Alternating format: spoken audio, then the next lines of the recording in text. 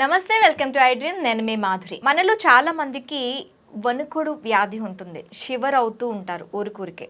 అయితే చాలా దగ్గరలకు వెళ్ళినప్పటికి కూడాను చాలా మంది డాక్టర్స్ చూసేసరికి కూడాను వాళ్ళకి సరైన ట్రీట్మెంట్ అనేది జరగదు.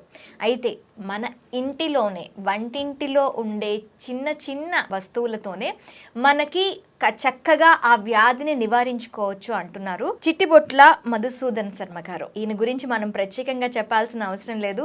వంటింటి చిట్కాలు అని మనకి ఎక్కడ సెర్చ్ చేసినా సార్ వీడియోస్ అనేవి మనకి తెలుస్తూ ఉంటాయి. సో షివరింగ్కి ఒకవేళ మనకి వణుకుడు వ్యాధి ఉంటే దానిని ఎలా తగ్గించుకోవాలి అడిగి తెలుసుకుందాం. నమస్తే సార్. నమస్తే. చాలా మంది కూర్చోనో లేదో అంటే నడుస్తూనే ఇలా వణికిపోతూ ఉంటారు. అసలు దానికి కారణం ఏంటంటారు? వణకడానికి బేసిక్గా 2 కారణాలు చెప్పుకోవచ్చుమా. ఓకే. అంటే సరిగ్గా ఆహారం తీసుకోకపోయినా, సరిగ్గా రెస్ట్ లేకపోయినా, సరిగ్గా నిద్ర లేకపోయినా, ఏదైనా కొంచెం యాంగ్జైటీ ఉన్నా, ఇవన్నీ వెరీ వెరీ కామన్ ప్రాబ్లమ్స్. కొంచెం పోషకాహార లోపం వల్ల కానీ అవి కామన్ అమ్మా. అవి ఏదో కొద్దిగా ఉంటాయి, దానివల్ల మేజర్ ప్రాబ్లం అయితే ఉండదు. కానీ ఈ వణుకుడు రోగం అనేసరికి పార్కిన్సన్స్ వ్యాధి అని చెప్పేసి ఒక జబ్బు ఉందమ్మా. ఓకే. అంటే పార్కిన్సన్ అనేటువంటి ఒక ప్రఖ్యాత వైద్యుడు ఈ యొక్క వ్యాధిని ఫస్ట్ గుర్తించడం చేత ఆయన పేరు మీదనే ఈ యొక్క వ్యాధి స్థిరపడిపోయిందమ్మా. ఓకే. ఈ మధ్యకాలంలో ఈ పార్కిన్సన్స్ వ్యాధి విపరీతంగా వేల సంఖ్యలో, లక్షల సంఖ్యలో, కోట్ల సంఖ్యలో పెరిగిపోతుందమ్మా. ఓకే. ఇది కూడా పూర్వకాలం అయితే ఏదో 50 సంవత్సరాలు దాటినటువంటి వాళ్ళను వచ్చేటువంటి పరిస్థితి ఉంటే ఈ రోజుల్లో చిన్న వయసులోనే వచ్చేటువంటి పరిస్థితి ఏర్పడుతుంది. దీనికి సంబంధించి ఆయుర్వేద వైద్య విధానంలో వేలాది సంవత్సరాల క్రితమే మన మహర్షులు కంపవాతం అనేటువంటి పేరుతో ఆ యొక్క వ్యాధిని గురించి ప్రస్తావించి చక్కటి రెమెడీస్ కూడా తెలియజేయడం జరిగిందమ్మా. సంస్కృతంలో కంపం అంటే వణకడం, నథింగ్ బట్ షివరింగ్.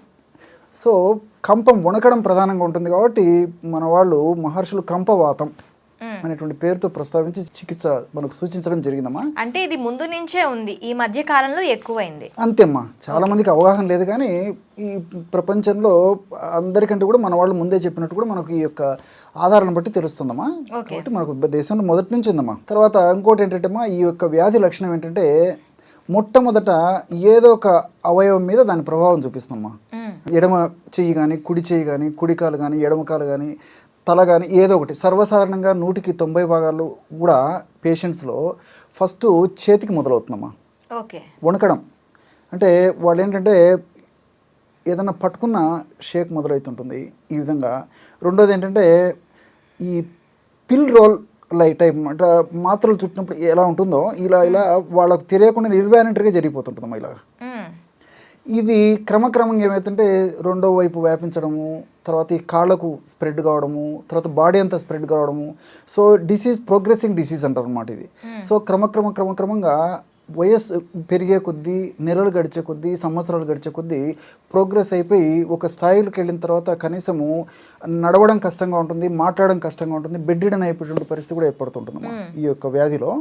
ఇంకోటి ఏంటంటే అసలు ఈ వ్యాధి ఎందుకు వస్తుందని చెప్పేసి మనం ఆలోచించినట్లయితేమా, ఈ మెదడులో డోపమిన్ అనేటువంటి ఒక రసాయన పదార్థం ఉత్పత్తి అవుతూ ఉంటుందమ్మా.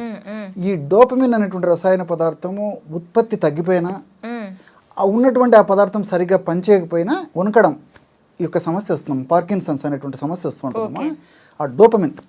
సో ఈ డోపమిన్ కరెక్ట్గా ప్రొడ్యూస్ అయ్యేది, కరెక్ట్గా అది పనితీరం కరెక్ట్గా ఉంటే ఈ యొక్క సమస్య గురించి ఆలోచించాల్సిన అక్కర్లేదమ్మా. సో ఈ యొక్క డోపమిన్ సరిగ్గా పనిచేయకపోవడం వల్ల ఉన్నది కూడా ప్రొడ్యూస్ కాకపోవడం ఒకటి, సరిగ్గా పనిచేయకపోవడం ఒకటి, ఈ రెండింటి వల్ల జనరల్ ఈ వణకడం అనేది వస్తూ ఉంటుందమ్మా. సో దీనివల్ల ఏం జరుగుతుందమ్మా, ఈ మజిల్, బాడీ లేదా నర్వ్స్ కోఆర్డినేషన్ దెబ్బతింటుందమ్మా.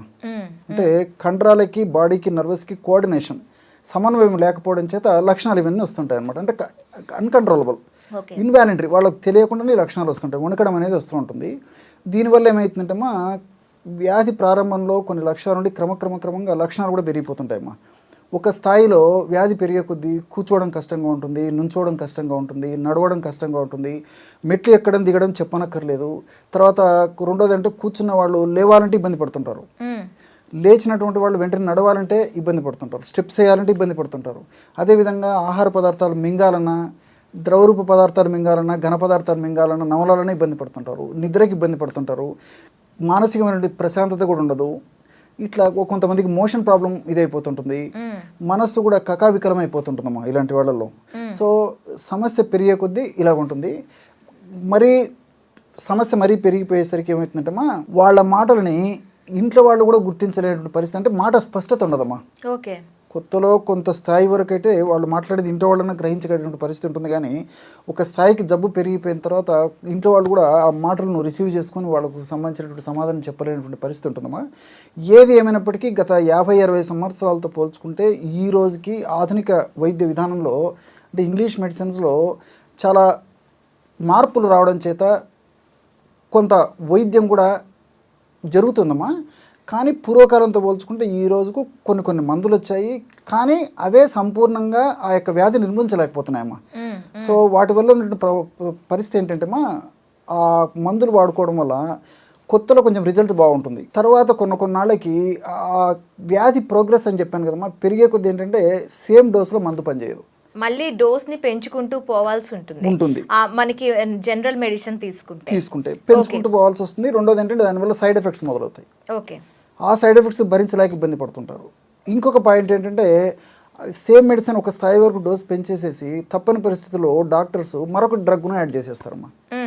సో దీనివల్ల ఏంటంటే కొంత ఉపశమనం ఉండి వ్యాధి యొక్క ఉధృతిని కొంతవరకు తగ్గించగలుగుతున్నారు తప్ప పూర్తి స్థాయిలో మాత్రం చెప్పుకోదగిన ఫలితం కలగలేదమ్మా. ఈ నేపథ్యంలో ప్రపంచవ్యాప్తంగా కూడా ఈ మందు ముక్కలపైన, ప్రకృతిలో దొరికేటువంటి ఔషధాలపైన ఆసక్తి మొదలైందమ్మా సైంటిస్టులు. అలాంటివి ఎన్నెన్నో ఉన్నాయి, మంచి రీసెర్చ్ కూడా జరిగాయమ్మా. దీనికి దూలగొండ విత్తనాలు అని చెప్పేసి మనకు మార్కెట్లో దొరుకుతాయమ్మా. కౌహేజ్ సీడ్స్ అంటారు. ఆ విత్తనాలను పరిశోధన చేసేసి విత్తనాల పైన అవి పార్కిన్సన్స్కి బాగా పనిచేస్తాయని చెప్పేసి కూడా సైంటిస్టులు నిరూపించడం జరిగిందమ్మా. ఇలాంటి ఎన్నెన్నో ఉన్నాయి. సో మీరు అడిగారు కాబట్టి వాళ్ళకే వాళ్ళు తయారు చేసుకోదగ్గ, వాడుకోదగ్గ ఒక రెమెడీ చెప్తానమ్మా. దీనికి 3 పదార్థాలు కావాలమ్మా. అన్నీ మీకు తెలిసినవే, తయారు చేసుకోవడం సులువు, అందుబాటులో ఉంటాయి, వాడుకోవడం సులువు, సింపుల్ రెమెడీస్తోనే ఆ యొక్క సమస్యకి మంచి చెక్ పెట్టవచ్చమ్మా. ఆ లక్షణాలు తగ్గించవచ్చు. తర్వాత ఇంగ్లీష్ మందుల యొక్క సైడ్ ఎఫెక్ట్స్ని తగ్గించవచ్చు. ఇంగ్లీష్ మందులకు కొత్త మందులు యాడ్ చేయాల్సినటువంటి అవసరం రాదు. రెండోది ఏమంటే క్వాలిటీ ఆఫ్ లైఫ్ని పెంచుకోవచ్చమ్మా. ఈ ఆయుర్వేదిక్ నేను చెప్పినటువంటి ఈ మెడిసిన్స్ వాడుకోవడం వల్ల అవి వాడుతూ కూడా ఇవి వాడుకోవచ్చమ్మా, తప్పేం లేదు. సో బాదం పప్పు అమ్మా, బాదం పప్పు ఫర్ ఎగ్జాంపుల్ ఒక 25 గ్రామ్స్ తీసుకోవాలమ్మా. బాదం పప్పుని ఒక గంట లేదా 2 గంటలు వేడి నీళ్ళు నానబెట్టేసేసి పైన తొక్క తీసేసి లోపల పప్పును మెత్తగా ఎండబెట్టేసేసి 1 లేదా 2 రోజుల పాటు మెత్తగా పౌడర్ చేసేయాలమ్మా. అలాగే మిరియాల పొడి కొద్దిగా వేయించేసేసి మిరియాల పౌడర్ ఒక 25 గ్రామ్స్, అంటే బాదం పప్పు మిరియాల పౌడర్ 25 గ్రామ్స్ కలిపేసి పౌడర్ చేసి పెట్టుకోవాలమ్మా. అది ఒక సైడ్ పెట్టుకోవాలి. రెండవది మనకి మార్కెట్లో సరస్వతి ఆకు చూర్ణం అని చెప్పేసి దొరుకుతుందమ్మా, మీరు వినే ఉంటారు అది. సో సరస్వతి ఆకు చూర్ణం మంచిది తెచ్చుకొని, స్టాండర్డ్ కంపెనీ వాళ్ళది. ఆ సరస్వతి ఆకు చూర్ణం మార్నింగ్ 2.5 గ్రామ్స్, నైట్ 2.5 గ్రామ్స్, ఆహారానికి ఒక అరగంట ముందు. సో షుగర్ ఇలాంటివి లేకపోతే ఈ సరస్వతి ఆకు చూర్ణంలో తేనె వేసుకోవచ్చమ్మా. షుగర్ ఉంటే మిల్క్ జస్ట్ అందులో పంచదార ఇలాంటివి కాకుండా బెల్లం ఇలాంటివి కాకుండా జస్ట్ మిల్క్లో కలుపుకొని తీసుకోవచ్చు, లేదా వాటర్లో కలుపుకొని తీసుకోవచ్చు. ఈ 2.5 గ్రామ్స్ అంటే 1/2 టీ స్పూన్ పౌడర్ అమ్మా.